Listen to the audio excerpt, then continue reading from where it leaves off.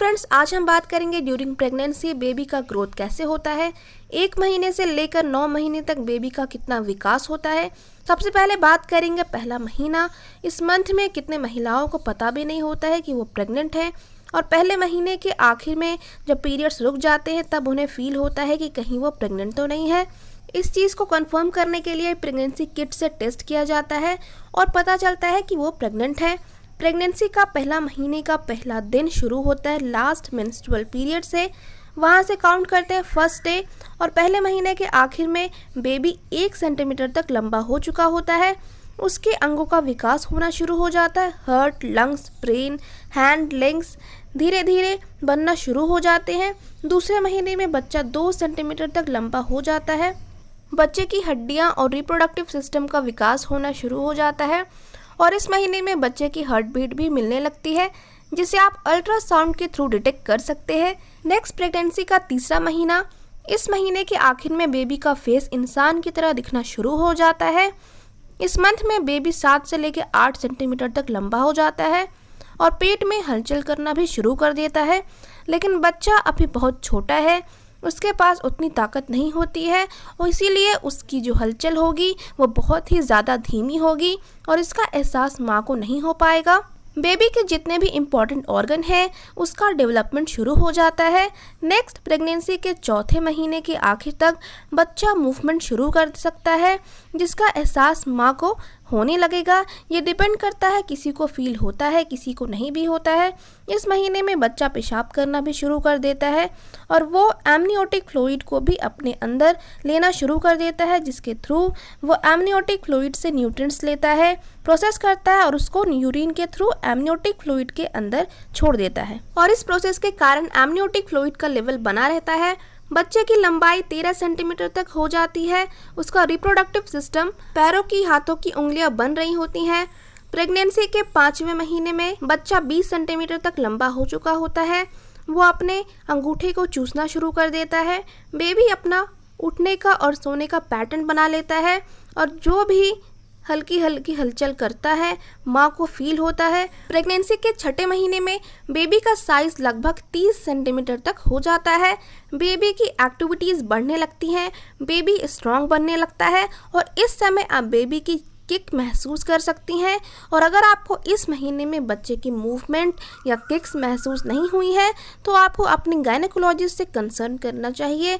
Next, बच्चे की बाल आने शुरू हो जाते हैं, आईब्रोज की ग्रोथ होने लगती है, ब्रेन, लंग्स का विकास बहुत तेज़ी से होने लगता है। नेक्स्ट, प्रेगनेंसी का 7वां महीना।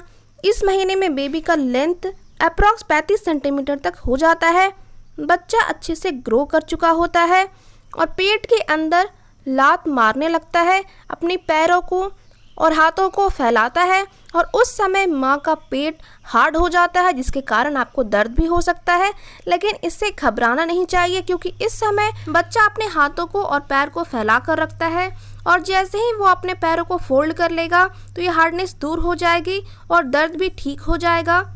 बच्चा अब आपकी आवाज़ सुन सकता है, इसीलिए अब आपको उससे कनेक्शन बनाने की कोशिश करनी चाहिए, बात करनी चाहिए।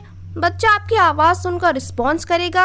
आपकी आवाज़ से उसको धीरे धीरे आपसे अटैचमेंट होने लगेगा।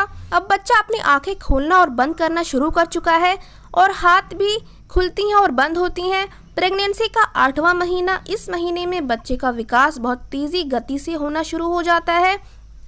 बच्चे की लेंथ 45 सेंटीमीटर तक हो जाती है, और उसके इम्पॉर्टेंट ऑर्गन का विकास हो चुका होता है, लेकिन दिमाग और फेफड़े के विकास पूरी तरीके से नहीं हुआ होता है। इसीलिए 8वें महीने में आपको अपना खास ख्याल रखना है। कोई भी ऐसा काम नहीं करना है जिससे आपकी डिलीवरी 8वें महीने में ही हो जाए। जैसे आपको ट्रैवलिंग नहीं करनी है, बहुत ज़्यादा घी का इस्तेमाल नहीं करना है। 8वें महीने के आखिर से अच्छे तरीके से बच्चे का विकास हो जाता है, और 8वें महीने में बच्चे की पोजीशन ऐसी होनी चाहिए जिससे कि नॉर्मल डिलीवरी हो सके, और वो होता है बच्चे का सिफेलिक पोजीशन में आना, यानी बच्चे का जो सिर है नीचे पेल्विस एरिया में जाकर फिक्स हो जाएगा। उसका चेहरा माँ की पीठ की तरफ होगा और उसके हाथ और पैर पेट के अंदर मुड़े हुए होंगे। जब इस कंडीशन में बच्चा आ जाता है तो नॉर्मल डिलीवरी होने के चांसेस बढ़ जाते हैं। नेक्स्ट, प्रेगनेंसी का आखिरी और 9वां महीना। इस समय बेबी की लंबाई 45 से 50 सेंटीमीटर तक होना चाहिए और बच्चे का वेट 2.5 किलोग्राम से लेकर 4 किलोग्राम तक होना चाहिए। बच्चा जब थर्ड ट्राइमेस्टर में आता है, यानी जब 7वें महीने में आता है, तो उसका विकास बहुत तेज़ी से होने लगता है और वेट भी बहुत तेज़ी से बढ़ता है। अप्रॉक्स आधा पाउंड हर हफ्ते बच्चे का वेट बढ़ता है। इससे क्या होता है कि पेट के अंदर इतनी जगह नहीं बचती है ताकि वो आराम से घूम सके और मूवमेंट कर सके, किक मार सके। तो 8वें और 9वें महीने में अगर आपको किक महसूस ना हो तो आपको घबराने की ज़रूरत नहीं है, क्योंकि पेट के अंदर स्पेस ना होने की वजह से ऐसा होता है। दूसरा कारण ये भी होता है कि बच्चे ने अपना सर पेल्विस एरिया में फिक्स कर लिया होता है, तो इसके कारण पेट के निचले हिस्से में हलचल महसूस नहीं होगी और ऊपर वाले हिस्से में हलचल महसूस होगी, क्योंकि हाथ और पैर को वो आराम से मूव कर सकता है। 9वें महीने में बच्चे का विकास पूरा हो चुका होता है, बच्चे का फेफड़ा और दिमाग का विकास पूरा हो चुका होता है और बच्चा तैयार होता है बाहर नई दुनिया में आने के लिए। इस समय आपको कभी भी लेबर पेन होना शुरू हो सकता है।